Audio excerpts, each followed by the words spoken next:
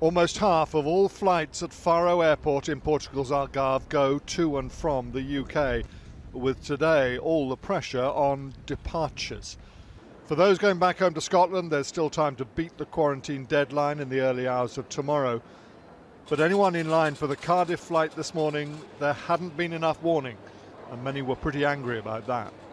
Now we have to quarantine for 14 days. And if we'd realised this, we probably wouldn't have come out if they were going to reintroduce it as quickly within 2 weeks of lifting it.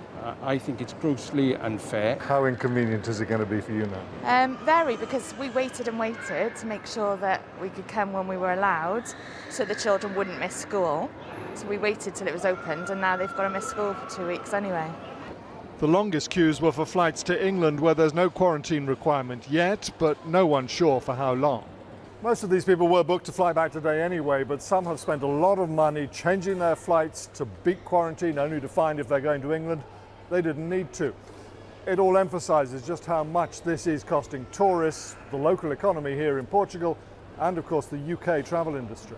Some friends of ours who met us, they had to book flights to come out for the possibility of changing, and then obviously didn't happen. So they spent money and they didn't need to? They spent about £800 on an early flight and didn't need to, yeah.